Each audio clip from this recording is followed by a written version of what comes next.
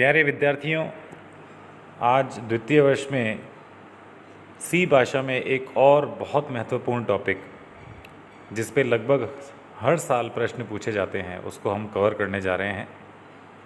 द्वितीय वर्ष में सी प्रोग्रामिंग, इलेक्ट्रॉनिक्स में 210 विषय कोड, इलेक्ट्रिकल में 208 विषय कोड और अन्य सभी ब्रांचेस में भी सी भाषा विषय है, जिसमें एक इम्पॉर्टेंट टॉपिक है library of functions, math, string, system.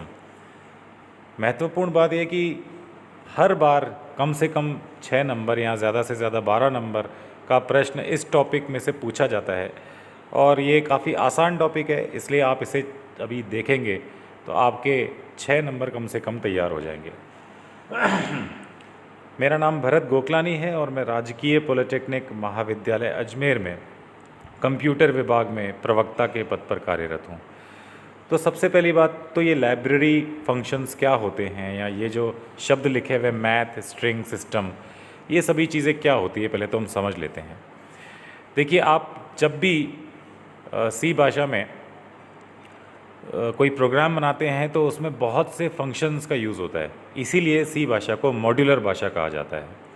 जैसे प्रिंटफ एक फंक्शन है, गेट सी एच एक फंक्शन है, CLR SCR एक फंक्शन है, SQRT एक फंक्शन है, या बहुत सारे स्ट्रिंग रिलेटेड फंक्शंस हैं, बहुत सारे सिस्टम रिलेटेड, बहुत सारे मैथ्स रिलेटेड फंक्शन हैं। तो इन सभी फंक्शनों से हमारा सी का कोई प्रोग्राम बनता है और इन सभी फंक्शंस के लिए हमें ऊपर एक हेडर फाइल जो है लगानी पड़ती है, और जो हेडर फाइल हम लगाते हैं उससे संबंधित फंक्शंस को ही हम यूज़ कर सकते हैं। अब मान लीजिए मुझे प्रिंटफ या स्कैनफ फंक्शन यूज़ करना है, तो इनके लिए इनसे संबंधित हेडर फाइल #include stdio.h हम यूज़ करते हैं। इसी तरह मुझे SQRT फंक्शन यूज़ करना है, स्क्वायर रूट, तो उसके लिए मुझे ऊपर #include math.h यूज़ करना पड़ेगा।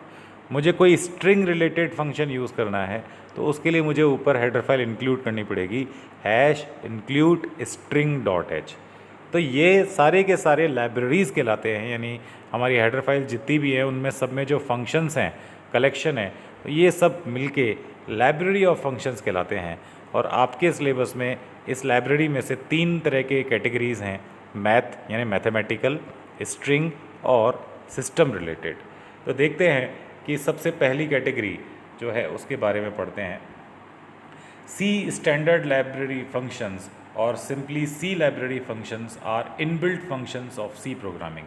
जैसा हमने अभी सीखा कि ये सारे के सारे सी भाषा के इनबिल्ट फंक्शंस हैं। The prototype and data definition of these functions are present in their respective header files. तो हम जो भी फंक्शन इस्तेमाल करना चाहते हैं उससे संबंधित हेडर फाइल हमें ऊपर इंक्लूड करनी पड़ेगी। To use these functions, we need to include the header file in the program. For example, if we want to use printf, then the header file stdio.h should be included. तो यहाँ जैसे आप देख रहे हैं नीचे एक प्रोग्राम है #include stdio.h और उसके अंदर मैंने printf फंक्शन यूज़ किया है। यदि मैं ऊपर ये हेडर फाइल नहीं लगाऊंगा तो आपके प्रोग्राम में एरर आएगी। अर्थात जब भी कोई फंक्शन आप उपयोग करते हैं तो उसके लिए उससे संबंधित हेडर फाइल लगाना आवश्यक होती है। If you try to use printf without including stdio.h header file, you will get an error. ये बेसिकली सिंपल था। अब हम एक एक कैटेगरी से संबंधित फंक्शंस, यानी कि प्रत्येक कैटेगरी से संबंधित फंक्शनों के बारे में पढ़ेंगे कि मैथमेटिक्स के फंक्शन कौन से हैं, या सिस्टम रिलेटेड कौन से हैं, स्ट्रिंग रिलेटेड कौन से हैं, इन सब के बारे में हम एक एक करके जानकारी हासिल करेंगे। तो सबसे पहली जो कैटेगरी है वो है library file and built in function. Library files and built in function in C programming भाषा में 2 प्रकार के फंक्शन प्रयोग किए जाते हैं। प्रथम प्रयोगकर्ता द्वारा यानी यूज़र डिफाइंड, जो यूज़र ने बनाए हैं, एवं द्वितीय बिल्ट इन फंक्शन। तो बिल्ट इन तो अभी आपने पिछली स्लाइड में देखा ही, जैसे स्कैनफ, गेट सी इत्यादि। तो सी प्रोग्रामिंग भाषा में बिल्ट इन फंक्शन एक निश्चित फाइल में उपलब्ध होते हैं, इन्हें हेडर फाइल कहा जाता है। ये हम सीख ही चुके हैं। इन सभी फंक्शनों के प्रयोग से पहले फंक्शन से संबंधित फाइल को इंक्लूड करना पड़ता है, ये भी हम सीख चुके हैं। एक प्रोग्राम को हम एक से ज़्यादा हेडर फाइल का प्रयोग कर सकते हैं। तो हम नॉर्मली प्रोग्राम में 2, 3, 4 या जितनी फंक्शंस हमें यूज़ करने हैं उसके हिसाब से हम हेडर फाइल्स का उपयोग करते हैं। इसके लिए हमें यहाँ एक से ज़्यादा इंक्लूड स्टेटमेंट का प्रयोग करना पड़ेगा।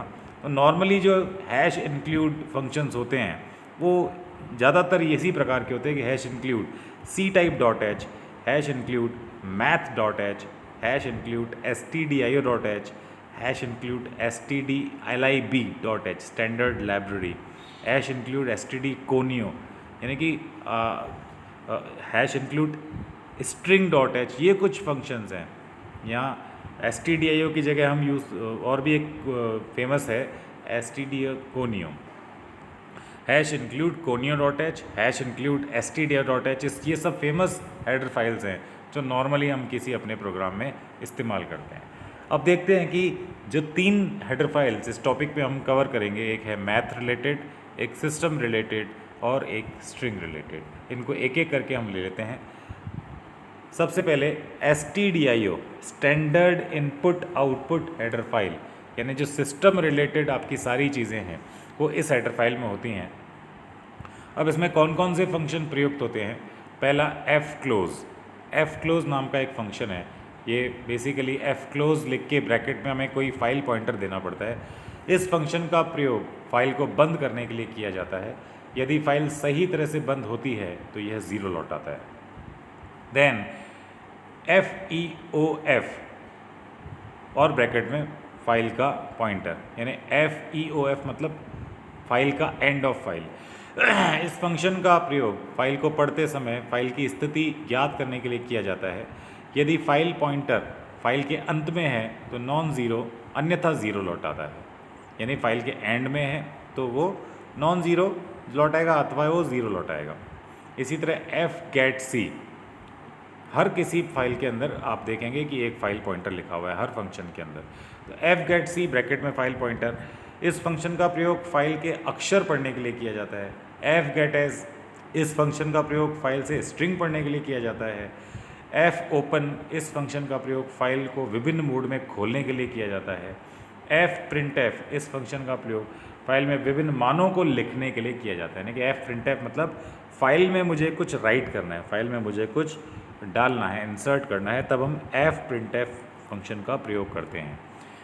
stdio.h में कुछ और भी फंक्शंस हैं जिनके बारे में और पढ़ लेते हैं। सबसे पहला जो लिखा हुआ है fseek, और वही आप इसके अंदर अब बेसिकली 2 चीज़ें एज एन आर्ग्यूमेंट भेजेंगे। पहली फाइल पॉइंटर और दूसरी 3 चीज़ें भेजेंगे। पहली एक फाइल पॉइंटर, दूसरी लॉन्ग टाइप की कोई चीज़ और तीसरी इंटीजर टाइप की कोई चीज़।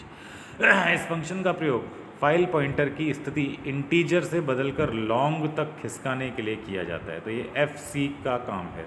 इसी तरह ftell, इस फंक्शन का प्रयोग फाइल पॉइंटर की स्थिति जांचने के लिए किया जाता है। यह फंक्शन लॉन्ग प्रकार का मान लौटाता है। तो ये बेसिकली ftell मतलब बताइए कि फाइल का पॉइंटर कहाँ है, ठीक है। इसी प्रकार getc, तो getc बेसिकली एक फाइल पॉइंटर फंक्शन है। इस फंक्शन का प्रयोग फाइल से अक्षर पढ़ने के लिए किया जाता है। तो getc बेसिकली क्यों काम आता है कि हम किसी फाइल से यदि कुछ अक्षर रीड करना चाहते हैं तो हमें getc का प्रयोग करना चाहते हैं। इसी तरह getchar, इस फंक्शन का उपयोग स्टैंडर्ड इनपुट डिवाइस से अक्षर पढ़ने के लिए किया जाता है। स्टैंडर्ड इनपुट डिवाइस का अर्थ है कीबोर्ड। तो दोनों में बहुत अंतर है, getc और getchar। getc तो बेसिकली किसी फाइल से अक्षर रीड करेगा और getchar कीबोर्ड या स्टैंडर्ड इनपुट डिवाइस से अक्षर रीड करेगा। इसी तरह getS, ये तीसरा है, इस फंक्शन का प्रयोग स्टैंडर्ड इनपुट डिवाइस से स्ट्रिंग पढ़ने के लिए किया जाता है। इसी तरह से printf, इसका उपयोग स्टैंडर्ड इनपुट डिवाइस से स्ट्रिंग लिखने के लिए किया जाता है। तो printf बेसिकली कोई आउटपुट डिवाइस यानी मॉनिटर है, उस पर हमें कोई टेक्स्ट डिस्प्ले करना है तो हम इसका उपयोग करेंगे। इसी तरह putc, जैसा getc था ऐसा putc है। इसी प्रकार getchar का उल्टा putchar और getS का उल्टा putS। तो आप इसको आसानी से समझ सकते हैं। इसके साथ ही जो अगली हेडर फाइल है वो math.h है, यानी गणित से संबंधित सारे काम करने के लिए हम ऊपर #include math.h लगाएंगे। सबसे पहला फंक्शन जो है वो है acos, और इसके अंदर हम वैल्यू दे रहे हैं डबल। इस फंक्शन का प्रयोग आर्ग्यूमेंट में दिए गए मान का कोसाइन मान यानी कॉस, आप फर्स्ट पढ़ चुके हैं 10वीं में ट्रिग्नोमेट्री, जिसमें आप साइन कॉस टेन थीटा ये सब पढ़ते थे। तो किसी भी चीज़ का अगर कोसाइन फॉर्म आपको ज्ञात करना है, कोसाइन मान ज्ञात करना है, तो हम इस फंक्शन का उपयोग करेंगे। जैसे ए कॉस काम करता है, उसी प्रकार ए साइन, ये किसी का साइन मान ज्ञात करने के लिए काम में आएगा। ए टेन, टेंजेंट मान ज्ञात करने के लिए काम में आएगा। अब ए टेन टू क्यों काम आएगा, दोनों में क्या अंतर है ए टेन और ए टेन टू में? इस फंक्शन का प्रयोग आर्ग्यूमेंट में दिए गए मान डबल वन डबल टू का मान ज्ञात करने के लिए किया जाता है। तो बेसिकली दो आर्ग्यूमेंट पे काम करता है टेन टू, और टेन नॉर्मली एक आर्ग्यूमेंट पे काम करता है। इसी तरह CEIL, इस फंक्शन का प्रयोग संख्या को अगले सबसे अधिक पूर्णात्मक राउंड करने के लिए किया जाता है। तो हम बेसिकली दो तरह के फंक्शन यूज़ करते हैं, सील और फ्लोर।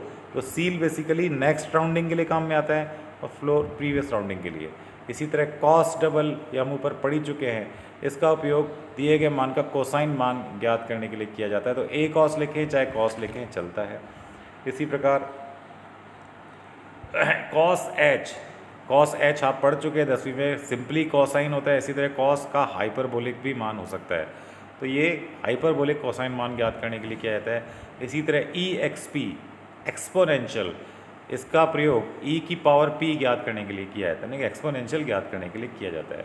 इसी तरह फैब एस, यानी इस फंक्शन का प्रयोग आर्ग्यूमेंट में एब्सोल्यूट वैल्यू, यानी फैब एस मतलब एब्सोल्यूट वैल्यू ज्ञात करने के लिए किया जाता है। अगली स्लाइड में देखते हैं और भी कुछ फंक्शंस हैं जो math.h के हैं। फैब एस आप पढ़ ही चुके हैं। इसी तरह से फ्लोर, जैसे सील है वैसे ही फ्लोर है। इस फंक्शन का प्रयोग संख्या को अगले सबसे कम पूर्णांक से राउंड करने के लिए किया जाता है, यानी कि संख्या के नेक्स्ट जो सबसे कम पूर्णांक है उसकी राउंडिंग इससे की जाती है, और सील में नेक्स्ट हाईएस्ट। इसी तरह एफ मोड, इस फंक्शन का प्रयोग D1 D2 का भाग शेष भाग ज्ञात करने के लिए किया जाता है। तो मॉड्यूलस ज्ञात करने के लिए कर रहे हैं, फाइल मॉड्यूलस। इसी तरह LABS, इसका प्रयोग एब्सोल्यूट मान ज्ञात करने के लिए किया जाता है। हम देख चुके हैं दो फंक्शन काम में आएंगे, एक आपने फैब एस लिखा और एक ये लैब एस है, दोनों का लगभग एक ही काम है। इसी तरह लॉग ज्ञात करने के लिए इस फंक्शन का प्रयोग लॉगरिथमिक संख्या ज्ञात करने के लिए किया जाता है। इसी तरह POW, तो बेसिकली ये जो दो तीन फंक्शन है अब जो आ रहे हैं, पावर, स्क्वायर रूट, साइन, ये ज़्यादातर काम आते हैं आपको अपने प्रोग्राम में। तो POW किसी भी चीज़ की पावर ज्ञात करने के लिए जाता है। जैसे मैं POW ब्रैकेट में A, B लिखूँगा, तो इसका अर्थ है मैं A की घात B जानना चाहता हूँ। सो इस फंक्शन का प्रयोग डबल वन की पावर डबल टू ज्ञात करने के लिए किया जाता है, जो आपने दो आर्ग्यूमेंट दिए हैं, पहले की पावर दूसरा। इसी तरह साइन, ये बेसिकली किसी का साइन मान प्राप्त करने के लिए, और साइन एन यानी कि साइन एच मतलब साइन हाइपरबोलिक मान ज्ञात करने के लिए। और आखिरी फंक्शन है SQRT किसी दी गई संख्या का स्क्वायर रूट यानी कि वर्गमूल ज्ञात करने के लिए किया जाता है। तो ये बेसिकली आपकी दूसरी हेडर फाइल थी।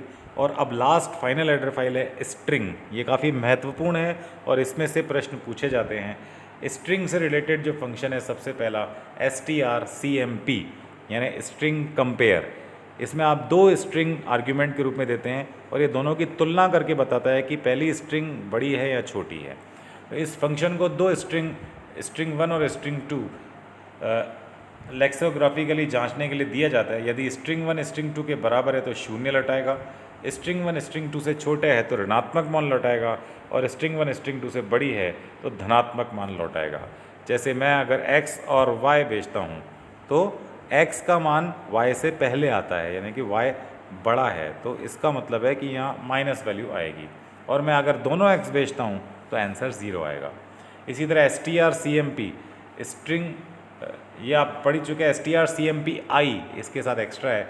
इस फंक्शन का प्रयोग दो स्ट्रिंग को बिना केस में ध्यान रखे लेक्सोग्राफिकली जांचने के लिए किया जाता है। बिना केस को ध्यान रखे, यानी कि यहाँ पर अपर केस और लोअर केस में अवॉइड करेगा, यानी कि अपर केस लोअर केस में वो कोई अंतर नहीं समझेगा। बाकी strcmp और strcmpi दोनों समान हैं। फिर है strcpy स्ट्रिंग 1 स्ट्रिंग 2। इस फंक्शन का प्रयोग स्ट्रिंग 2 को स्ट्रिंग 1 में कॉपी करने के लिए, यानी कि आप अगर a और b भेज रहे हैं तो a स्ट्रिंग 1 का मान हो जाएगा ab और स्ट्रिंग 2 b ही रहेगी। इसी तरह strlen मतलब लेंथ ज्ञात करना। इस फंक्शन का प्रयोग स्ट्रिंग की लंबाई ज्ञात करने के लिए किया जाता है। अगला है strset, इसका उपयोग प्रत्येक अक्षर को में कैरेक्टर स्टोर करने के लिए किया जाता है। और अंतिम स्लाइड में सॉरी ये यहाँ पर ही फंक्शन आपके ख़त्म होते हैं। तो आपने कुल मिलाकर 3 तरह के जो हेडर फाइल्स के बारे में जाना और उनसे संबंधित फंक्शंस के बारे में जाना, math.h, string.h और stdio.h। आप सभी का धन्यवाद।